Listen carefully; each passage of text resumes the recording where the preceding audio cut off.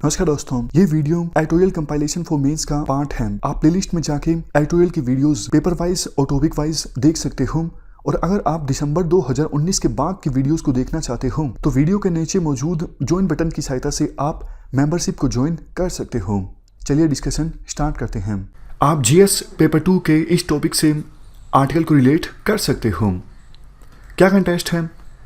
हाल ही में क्यूएस यानी क्वेकरली साइमंड्स के द्वारा वर्ल्ड में विभिन्न यूनिवर्सिटीज़ को रैंकिंग दी गई, सब्जेक्ट के आधार पर भी और ओवरऑल रैंकिंग भी दी गई। सब्जेक्ट के आधार पर जैसे देखो, साइंस एक सब्जेक्ट है, मेडिकल साइंस एक सब्जेक्ट है, बिजनेस स्टडी एक सब्जेक्ट है। तो अलग अलग डिसिप्लिन्स में वर्ल्ड की विभिन्न यूनिवर्सिटीज़ को रैंकिंग दी गई क्वेकरली साइमंड्स के द्वारा। देखो, हमारे काफ़ी सारे इंस्टीट्यूशंस ने इम्प्रूवमेंट की, खास करके साइंस डिसिप्लिन में, टेक्नोलॉजी डिसिप्लिन में और बिजनेस स्टडी डिसिप्लिन में। लेकिन चिंता की बात यह है, ओवरऑल पैरामीटर्स के आधार पर वर्ल्ड की विभिन्न यूनिवर्सिटीज़ को जो रैंकिंग दी गई क्वेकरली साइमंड्स के द्वारा, टॉप 150 में हमारे देश की एक भी यूनिवर्सिटी नहीं है। फिर से बोलता हूं, जो ओवरऑल रैंकिंग दी गई क्वेकरली साइमंड्स के द्वारा वर्ल्ड की विभिन्न यूनिवर्सिटीज़ को, उस रैंकिंग में टॉप 150 में हमारे देश की एक भी यूनिवर्सिटी नहीं है। आईआईटी बॉम्बे का स्थान है 152वां, आईआईटी दिल्ली 182वें नंबर पे है, आईआईएससी बेंगलोर ये 184वीं पोजीशन पे है। तो ये हमारे लिए काफ़ी शर्म की बात है कि टॉप 150 में हमारे देश की एक भी यूनिवर्सिटी नहीं है। टॉप 10 यूनिवर्सिटीज़ की हम बात करें, 5 तो देखो टॉप 10 में अमेरिकन यूनिवर्सिटीज़ हैं, MIT, Stanford, Harvard, Caltech, Chicago. 4 British universities हैं, ऑक्सफोर्ड, कैम्ब्रिज, UCL और इंपीरियल कॉलेज। 1 स्विस यूनिवर्सिटी है, ETH, ज्यूरिख। और देखो, ध्यान देने वाली बात यह है, ये जो 5 अमेरिकन यूनिवर्सिटीज़ हैं टॉप 10 में, ये सारी प्राइवेट यूनिवर्सिटीज़ हैं। और ब्रिटिश यूनिवर्सिटीज़ 4 जो टॉप 10 में हैं, 1 स्विस यूनिवर्सिटी, ये पब्लिक यूनिवर्सिटीज़ हैं। बट खास बात यह है कि पब्लिक यूनिवर्सिटी होते हुए भी ब्रिटेन की गवर्नमेंट ने और स्विट्जरलैंड की गवर्नमेंट ने इन यूनिवर्सिटीज़ को पिछले काफ़ी दशकों से बहुत ज़्यादा ऑटोनमी दी हुई है। मतलब सरकार इन यूनिवर्सिटीज़ के कामकाज में ज़्यादा इंटरफेरेंस करती नहीं है। इवन देखो, आर्टिकल में तो ये बात भी बोली जाती है, इन टॉप यूनिवर्सिटीज़ की सक्सेस के पीछे जो कॉमन फैक्टर है वो फ्रीडम ही है। इन यूनिवर्सिटीज़ के कामकाज में ना तो ब्यूरोक्रेसी इंटरफेयर करती है, ना कॉर्पोरेट ग्रुप इंटरफेयर करते हैं, ना पॉलिटिकल लीडर्स इंटरफेयर करते हैं। इंडिपेंडेंस के साथ, ऑटोनमी के साथ ये यूनिवर्सिटीज़ अपना कामकाज करती हैं। इन यूनिवर्सिटीज़ का जो फोकस होता है वो इंटेलेक्चुअल आइडियाज़ पर होता है, प्रॉब्लम्स के सॉल्यूशन पर होता है। तो क्वेश्चन ये उठता है कि हम आखिरकार क्या कुछ सीख सकते हैं इन टॉप यूनिवर्सिटीज़ में, और बाद में वो बेस्ट प्रैक्टिसेस हमारे देश में भी अडोप्ट कर सकते हैं ताकि हमारे देश की यूनिवर्सिटीज़ भी टॉप रैंक प्राप्त करें। तो ये कुछ पॉइंट्स हैं, कुछ प्रैक्टिसेस हैं जो हम सीख सकते हैं इन टॉप यूनिवर्सिटीज़ से। सबसे पहली प्रैक्टिस देखो, ये जो टॉप यूनिवर्सिटीज़ है ना, ये आइडियोलॉजिकली प्लूरलिस्टिक होती हैं। मतलब इन टॉप यूनिवर्सिटीज़ में सभी आइडियोलॉजी के प्रोफेसर्स, फैकल्टी, स्टूडेंट्स देखने को मिल जाते हैं। राइट विंग के, लेफ्ट विंग के, फार राइट विंग के, फार लेफ्ट विंग के। मतलब ये जो यूनिवर्सिटीज़ हैं किसी स्टूडेंट को या फिर प्रोफेसर को इस बात पर पनिश नहीं करती कि उनकी आइडियोलॉजी लेफ्ट है या फिर राइट है। आप के कोई भी व्यू हो पॉलिटिक्स के बारे में, सोसाइटी के बारे में, इकोनॉमी के बारे में, हमें कोई लेना देना नहीं है। आप डिफरेंट व्यूज़ रख सकते हो, बट बस आप अपने काम पर फोकस कीजिए। लेकिन हमारे देश में कई सारी यूनिवर्सिटीज़ ऐसी हैं जिनमें आइडियोलॉजी को लेके काफ़ी लड़ाई होती रहती है, काफ़ी एनर्जी वेस्ट होती रहती है। दूसरा पॉइंट, ये जो टॉप यूनिवर्सिटीज़ हैं ये देखो काफ़ी फोकस करती हैं, इनको महारत हासिल है वर्ल्ड के अच्छे टैलेंट को अट्रैक्ट करने में और रिटेन करने में। मतलब ब्राइट स्टूडेंट्स पढ़ने के लिए आते हैं इन यूनिवर्सिटीज़ में, ब्राइट प्रोफेसर्स काम करने के लिए आते हैं, पढ़ाने के लिए आते हैं इन यूनिवर्सिटीज़ में। नेक्स्ट पॉइंट, देखो ये यूनिवर्सिटीज़ प्रोफेसर्स को हायर करती हैं सिलेक्टिवली, उनकी सेकुलरली एबिलिटीज़ के आधार पर, ना कि नेपोटिज्म के आधार पर। हमारे देश में अभी तो कम चलता है, लेकिन पहले नेपोटिज्म काफ़ी चलता था। यूनिवर्सिटीज़ में प्रोफेसर्स की हायरिंग में। तीसरा पॉइंट, देखो जब स्टूडेंट्स को एडमिट किया जाता है इन यूनिवर्सिटीज़ के द्वारा, तो जिस क्राइटेरिया को सबसे ज़्यादा प्रायोरिटी दी जाती है वो है ब्राइटनेस, यानी ब्राइट स्टूडेंट्स को और मेरिटोरियस स्टूडेंट्स को एडमिट किया जाता है इन यूनिवर्सिटीज़ के द्वारा। लेकिन इंडिया में यूनिवर्सिटीज़ का फोकस सोशल इंक्लूजन पर भी होता है। सोशल इंक्लूजन भी इंपॉर्टेंट है, इस इश्यू पर अलग से डिबेट हो सकती है, लेकिन फिलहाल आर्टिकल में एक बात ये बोली जाती है, इंडियन यूनिवर्सिटीज़ का फोकस सोशल इंक्लूजन पर भी होता है, जैसे रिजर्वेशन।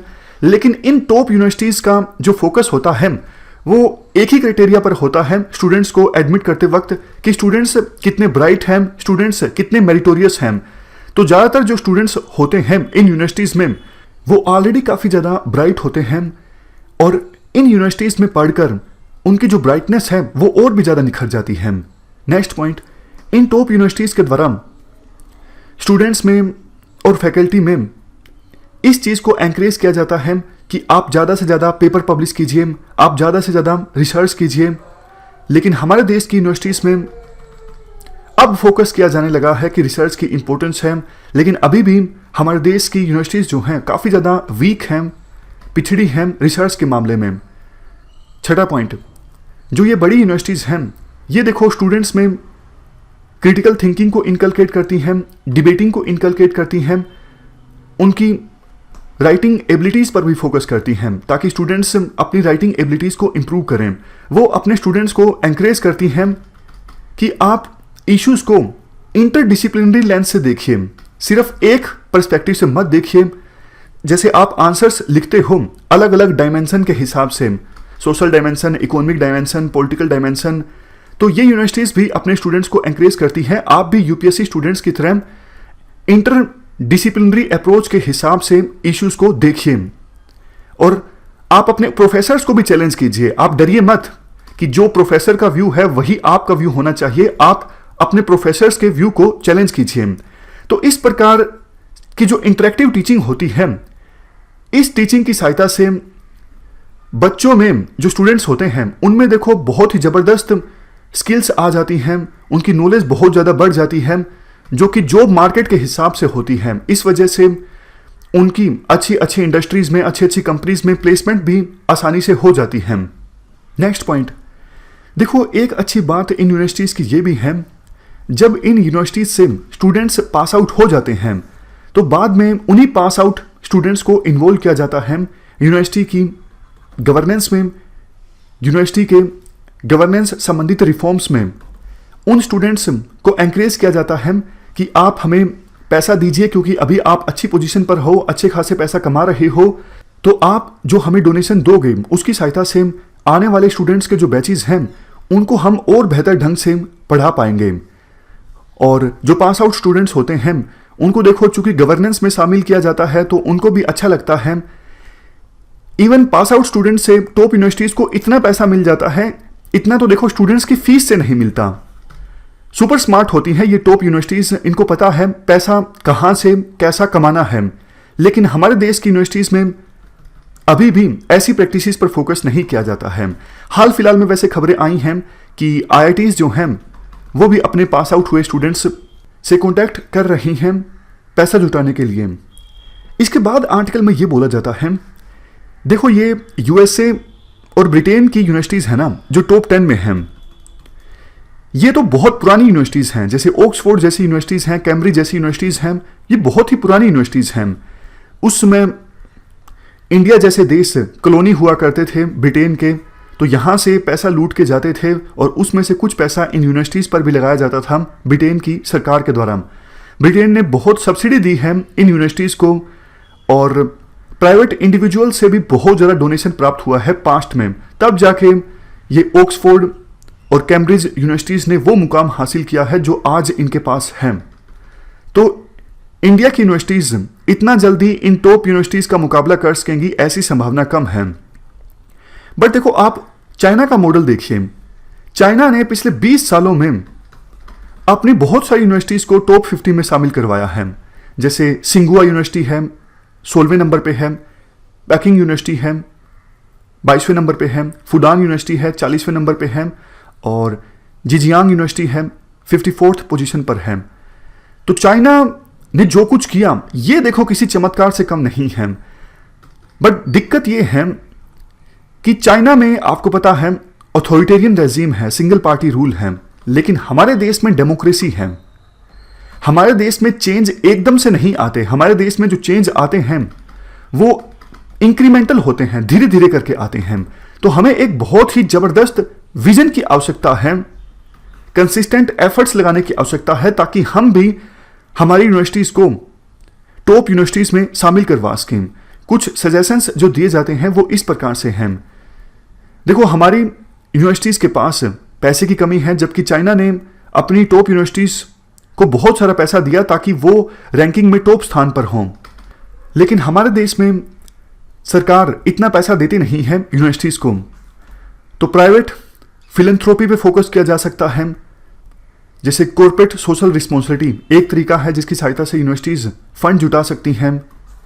और जैसे टॉप यूनिवर्सिटीज अपने पास आउट हुए स्टूडेंट्स से संपर्क करती हैं पैसा जुटाने के लिए, उसी प्रकार से हमारे देश में भी जो यूनिवर्सिटीज हैं वो अपने पास आउट हुए स्टूडेंट्स से संपर्क कर सकती हैं कि आप हमें पैसा दीजिए ताकि आने वाले स्टूडेंट्स के जो बैचेस हैं उनको बेहतर हायर एजुकेशन प्रोवाइड की जा सके। नेक्स्ट पॉइंट, आइकॉनिक यूनिवर्सिटीज़ यानी टॉप यूनिवर्सिटीज़ से अच्छी प्रैक्टिसेस को अडोप्ट किया जाए। जो कुछ हम प्रैक्टिसेस अभी हमने डिस्कस की, यूनिवर्सिटीज़ के अंदर राजनीति ना हो, आइडियोलॉजिकल रिजिडिटी को अवॉइड किया जाए, लेफ्ट विंग राइट विंग ये सब चीज़ें, नेपोटिज्म को अवॉइड किया जाए, इंटरफेरेंस नहीं होनी चाहिए यूनिवर्सिटीज़ में, यूनिवर्सिटीज़ को ऑटोनॉमी प्रोवाइड की जाए, ओवर रेगुलेशन नहीं होना चाहिए, ये सब बातें बोली जाती हैं।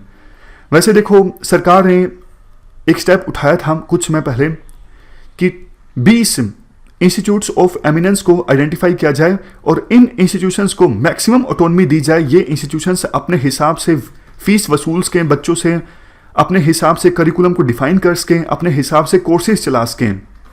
तो आवश्यकता ये है कि ये जो इंस्टीट्यूशंस हैं जल्दी से अपना काम स्टार्ट करें, और जिस प्रकार की उम्मीद इन इंस्टीट्यूशन से है कि ये इंस्टीट्यूशंस अपनी ऑटोनॉमी का फ़ायदा उठाते हुए अच्छी फैकल्टीज़ को अट्रैक्ट करेंगे या फिर नए नए डिग्री प्रोग्राम्स चलाएंगे, डिजिटल लर्निंग पे फोकस करेंगे, तो वो सब चीज़ें ये जल्द से जल्द करें। तो ये हमने पूरा आर्टिकल डिस्कस किया कि कैसे हम हमारी यूनिवर्सिटीज़ को टॉप यूनिवर्सिटीज़ की रैंकिंग में ला सकते हैं। इस डिस्कशन में फ़िलहाल इतना ही है। Thank you very much for discussion.